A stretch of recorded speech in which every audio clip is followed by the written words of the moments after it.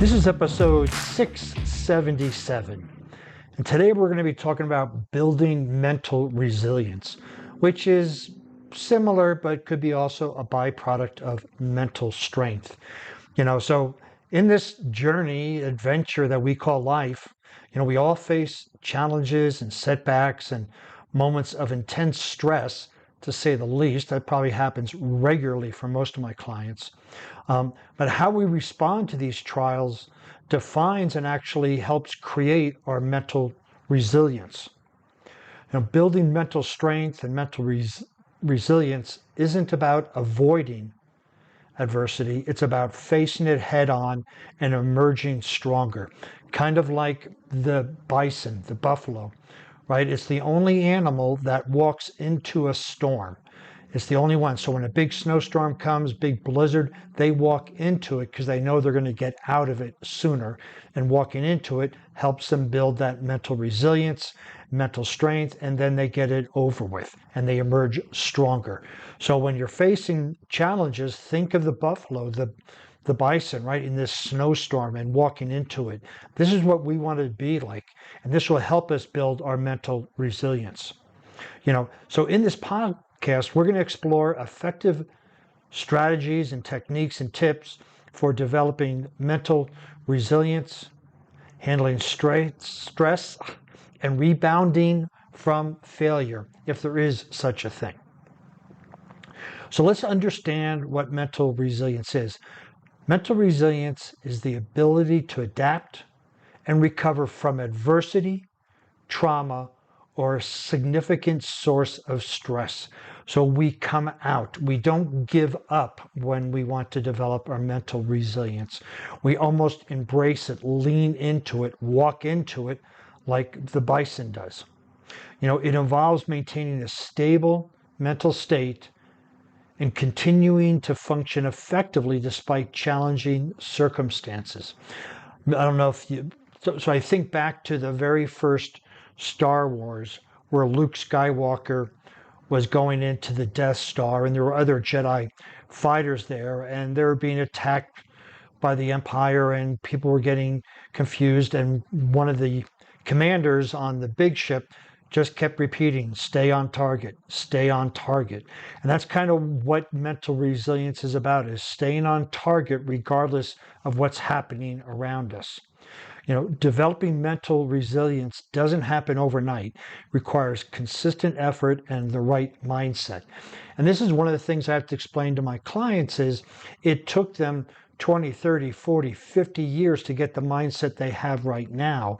If they're thinking that they could read a book about mental resilience and create it, or coach with me for one session and develop it, they're delusional and kidding themselves. It took many, many, many, many events, circumstances, limiting beliefs, whatever, to develop the mindset that you have right now. And if you want to change it, it's not going to take that long with a good coach like myself, but it will take some time. So you want to make sure that you set time aside for at least 6 months to really purposely work on your mental resilience. So let's talk about some of the strategies for developing mental resilience. And the first one is to embrace a growth mindset. Carol Dweck talked about a fixed mindset and a growth mindset. Well, a growth mindset learns from criticism. Can be a boss, it can be a friend, whatever, but that criticism often feels like we're being attacked. So a fixed mindset would either deflect it or not listen to it or not acknowledge it. Now, that doesn't mean that every criticism is true, but there can be a grain of truth within that criticism. So that's what we want to do, is learn from that. Additionally, we want to persist in the face of setbacks. That's resilience, that's grit, right? When we have a setback, whether it's, when we're going after our business, trying to get some sales, looking for the significant others, when we face these setbacks, we just keep going. It's, again, like the bison. And we want to celebrate our effort, not just our success, because the effort will eventually lead to success. If we only look at the result and not look at the cause, we're not going to be able to change the cause.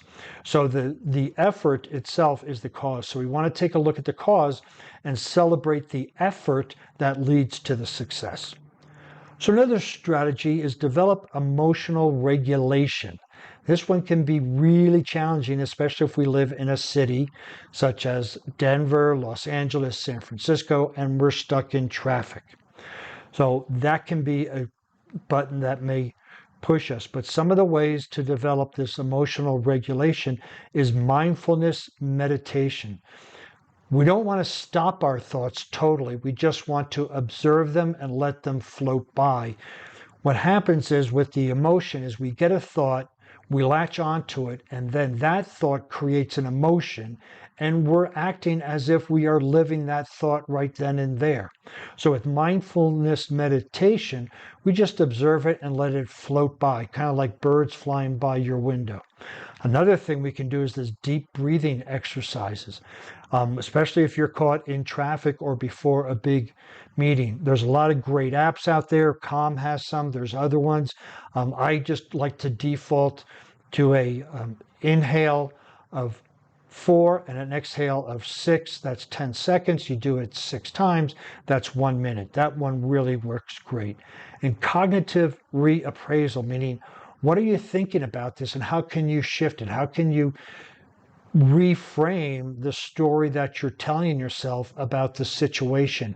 And that can also help diminish the emotions.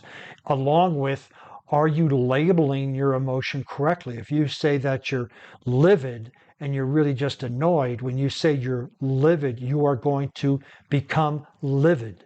When you rephrase it and say you're annoyed or frustrated, the emotions will go down to what you are speaking. And then we want to also build a strong support network. And that can be a group of coaches, that can be, some LinkedIn friends, some Facebook friends, preferably friends in real life. But, reach out, let people know that you need some assistance. Join some communities, whether it's a meetup group or whether it's a local group, join a church group, join those communities, and that's where you're going to get some great support. And addition, be supportive yourself, right? As you provide support to others, you will gain that support yourself. We also want to practice self-care. We tend to put ourselves last on a list of our significant others, our kids, our boss, our friends, and then we go, well, if I have time for myself, I'll do it. No, we need to make sure that we are the priority in our life, and then everybody will benefit from us taking care of ourselves. So that includes exercising regularly. Regularly is not once a month. Regularly is minimum 3 times a week, right? We want to maintain a healthy diet, a nutrition program. You don't have to go and measure your macros, but you could look at eliminating processed food, eliminating sugar. That would be a wonderful start. Sleeping well. Make sure you have a good sleep routine, which means that you go to bed at the same time every night, not watching TV in bed, not looking at your phone, not looking at that. The bed is made for 2 things. They both begin with S. One of them is sleep. So we just want to make sure that we get our sleep. And we also want, part of self-care is engaging in hobbies. It could be gardening, it could be painting, it could be out in nature, whatever it is. But we want to engage in those hobbies that make our hearts sing. And that's all part of self-care.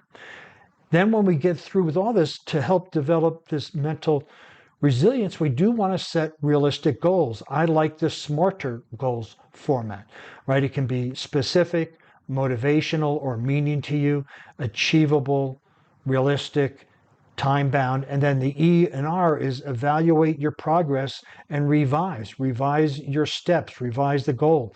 Often, a lot of clients will set a goal, the deadline will come and go, they won't reach it, and they'll give up on it. Well, what the E and R says is evaluate your progress. Do you need to extend the time frame a little bit? Do you need to change your actions? So when we use the SMARTER goal formula, it gives us that flexibility to work with what we got, which is one of the setting realistic goals, is staying flexible. And then we want to celebrate our milestones, right? Even if we make 1-inch progress, that's progress. Again, we want to look at what we have done, not how far we have to go. Because if we look at how far we have to go, well, I only made it 20% there. I only made it this way. Well, you made it 20%. That is going to be positive reinforcement for you to continue.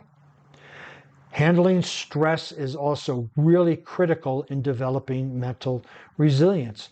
Part of that is time management and understanding what's important and when we have to do it.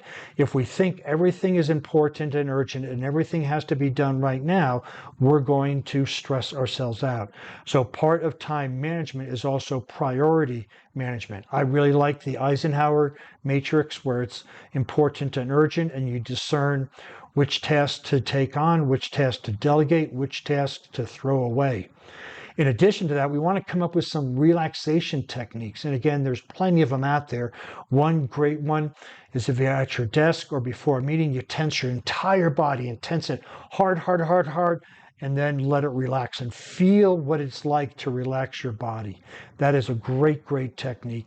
And positive thinking, it's not just everything, it's not just looking at everything in a positive light. There are some things that actually suck, that don't work, but we can find the positive in it. And when we look for the positive nuggets in any situation, we will then be able to handle our stress a lot more effectively. Then with that stress, there are going to be some times where we're going to be perceived failure. Well, in NLP, they say that there is no failure, just feedback. So the feedback helps you going, but we're going to use the word failure here. So what we want to do is reflect and learn. That's why there's feedback, right? Whatever we attempted, if it didn't work, we don't give up. We reflect and learn and then correct and continue. And we want to maintain our perspective on this failure. Is it really that horrible? Is it really a failure? It only is a failure if you stop and give up completely on it. So we want to change our perspective as, oh, this is a good test for me. This is going to make a great story.